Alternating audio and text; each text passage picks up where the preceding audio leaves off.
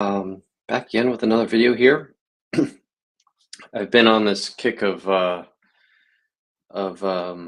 of talking about how the mind plays into our health and wellness journey, and um, so I wanted to come away with a little bit of practical advice for you in this video this week, and I wanted to kind of title this video "What to Do Next," because one of the tools that a lot of people employ in order to get them on their journey is support from a community or from other people. So, obviously, as a coach, people come to me, and one of the things they pay me for as a coach for them is to support them, to hold them accountable, to get them to implement the changes that they want to make in order to get where they want to go. But that's not the only way to get support. Lots of people find support in one of the most popular ways is to do like, for lack of a better word, like a challenge. Like you'd pick a time frame, and for that specific time frame, a group of people will go through and try and either you know do the same thing for the time frame, or maybe they just lean on each other for accountability and support for a given time frame, even though they might have different goals or going about it different ways. It's just a way of providing accountability um, for yourself to make change, right? And accountability is probably one of the most um, impactful things when making change, right? If you have to hold yourself accountable externally to other people, um, the fear of not doing what you say you're going to do really motivates people to continue making change and to do what they said they were going to do and reach that goal, right?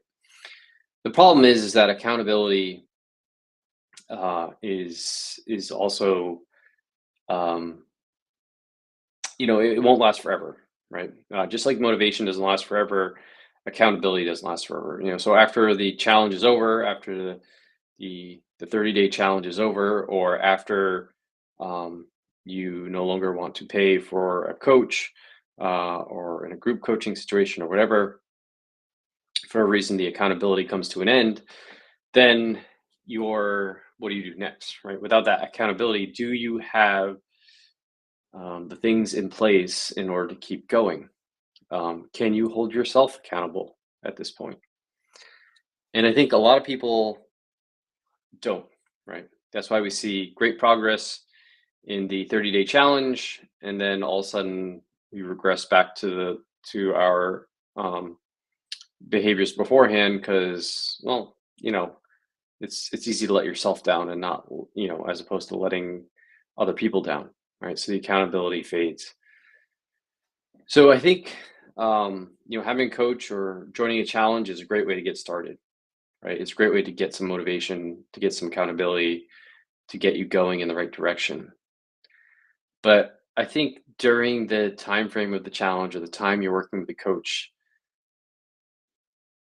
probably one of your number one goals should be to learn how to um, make the same change or continue making change without the support, without the accountability. How are you going to change as a person to hold yourself accountable? How are you going to hold yourself accountable for um, the changes you want to make to your diet, or the changes that you want to make to your sleep, or the changes that you want to make uh, to your exercise or movement or your stress management or whatever? How are you going to hold yourself accountable once the external accountability is gone?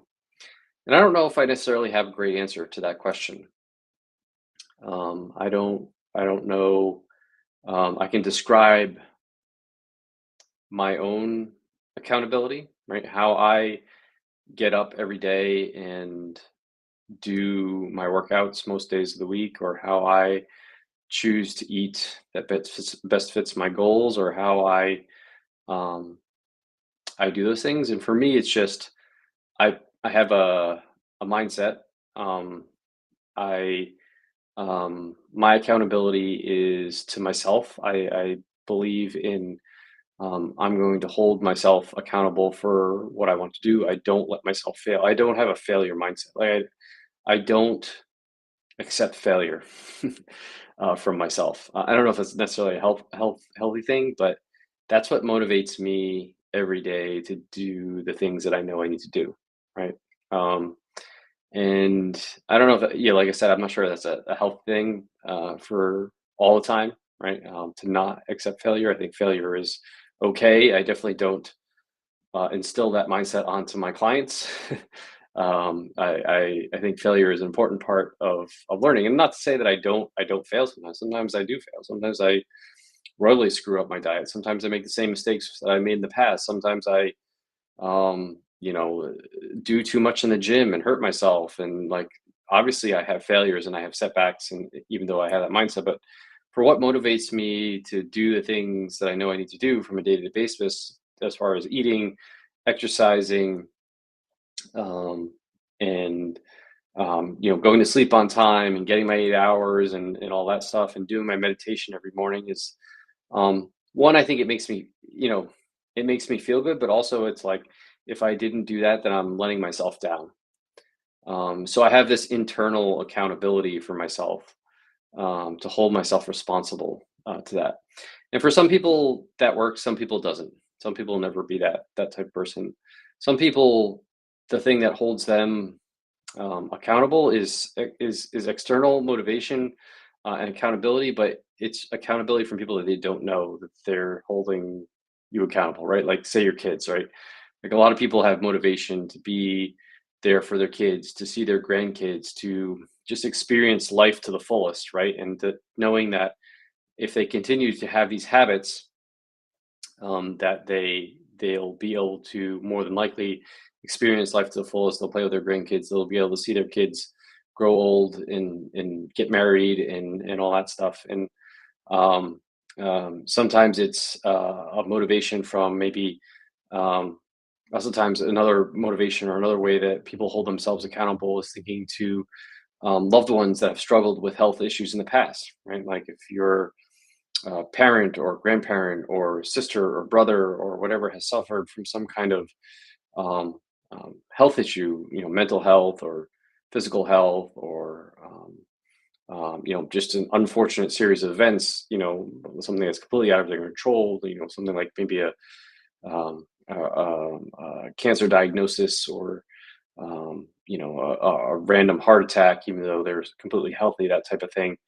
Um, you know that can often offer some motivation too, and accountability because you want to prevent that from happening to the best of your ability. You want to do everything in your power to not go down that path of having that loved one, the same path that the loved one went down to end up in the situation they're in.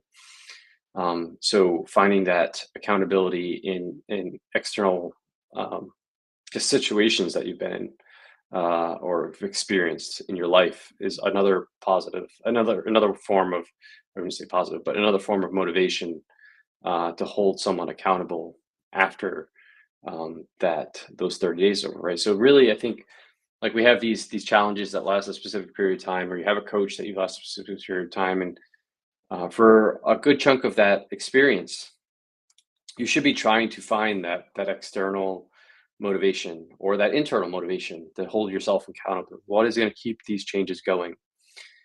The other thing that you need to keep in mind is that what you're doing during the time that you're working through these challenges or working with a coach, is it sustainable in the long term? Because I think the number one thing that I see, the other problem is besides the accountability falling to the wayside after the challenge is over, after you're done working with the coach is over, is that the changes that you made weren't sustainable.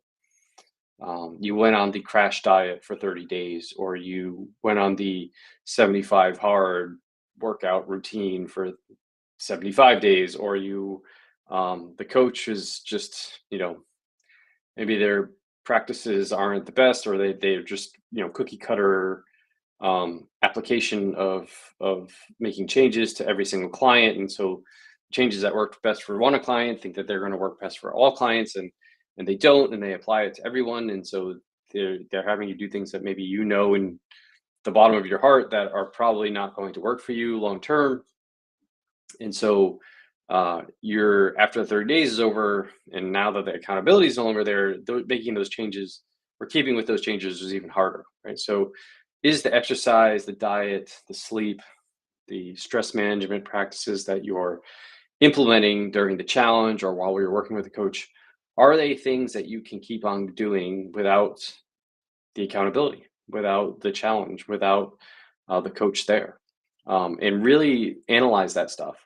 Because what you want to do during this time of the challenge where motivation is high and you have accountability, or the time that you're working with a coach and your accountability is there, is really dial in the things that are going to work long term. They may not be the fastest approach to getting there. It may mean that while you could somehow figure out to work out 6 days a week, that you realistically long term can probably only work out 3 days a week. So why don't you find a plan that that works for 3 days a week as opposed to 6 days a week while you're working with someone or while you're going through that challenge? Your results may be slower, but you know that you're going to keep up with that thing for the rest of your life. Same thing with diet. Yeah, you could lose weight faster by eating 1,000 calories a day, but can you eat 1,000 calories a day for the rest of your life? No. So what happens when you don't eat 1,000 calories a day anymore? Does it just go all out the window? Or say you're following a very restrictive diet that's limiting some specific macronutrient that you really like or takes away a food that you really enjoy. Are you going to be able to realistically sustain that forever? If the answer is no to that, then it's not worth doing in my mind at that moment, right?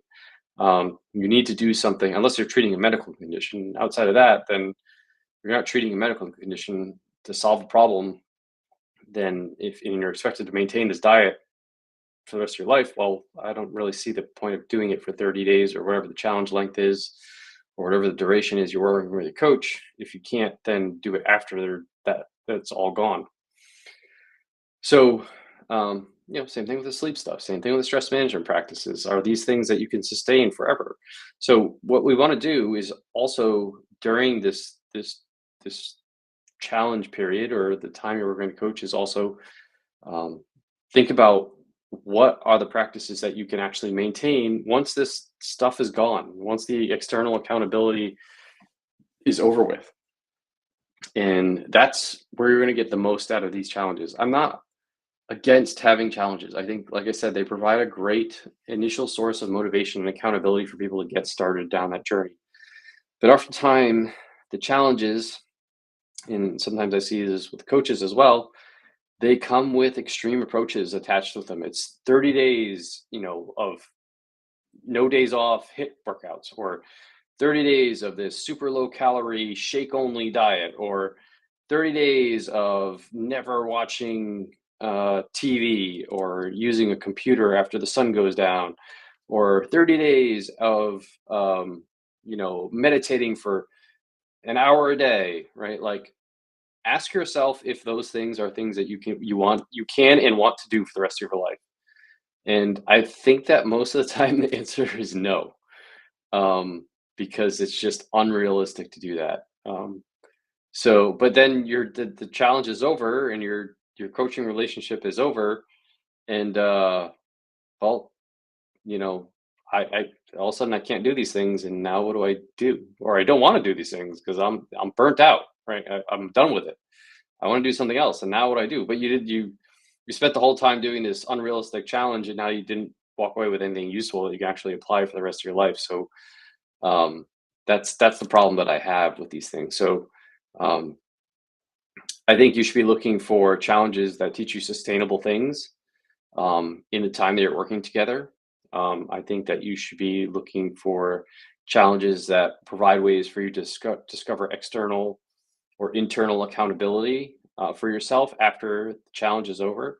And if you're working with a coach, I think you should consider what you guys are working on, implementing as far as practices to reach your goal, but also talking to them about how you're going to then, um, you know, uh, hold yourself accountable after the coaching relationship is over. And that's a big piece that I talk about with my clients as well. Um, Instill in them the practices that basically I try to make myself not useful anymore. Put myself out of a job because I really want, after the time we're done working together, to have them to be able to sustain it. and put all the good work that we put in together to good use. So with that, I hope that's meaningful to you. It's just top of mind because I've just gone through um, leading or helping lead a kind of a challenge, a separate group with a couple other coaches for people, and we always talk about at the end of the challenge that that was just the beginning, and now you need to actually sustain the changes that you've made over a long period of time. And we always talk about accountability and making sustainable changes and stuff like that. So I was just thinking about that, and it's an important message to put out for everyone because I know a lot of people do these types of things and work with coaches and stuff like that, but have a struggle with maintaining it long term. So something just to think about. And with that, I'd like to wish everyone a happy weekend. As always, you want to keep up with all the content that I put out, please join the newsletter. You can scan the QR code here, or you can go to rjbhealth.coach, click on the newsletter tab at the top, and enter your email address there. And that way, I'll just email you all the content that I put out. You don't have to stalk me on social media. And I'm actually pretty full with coaching at this point. I just had another person sign up. But if you're interested in coaching, you want to join the wait list, and so the next time a spot opens up, you can hop right in. Please go to my website, rjbhealth.coach. Click on the schedule discovery call button, fill out that form, and we can chat a little bit more over email about what you're looking for, and I can put you on my wait list as well for next time we have a spot open up. And as always, you have questions, comments, concerns, please leave comments in on the post or direct message me. Easy to find, get in contact with. Always happy to chat virtually as well. I hope everyone has a great weekend, and I'll talk to you all next week.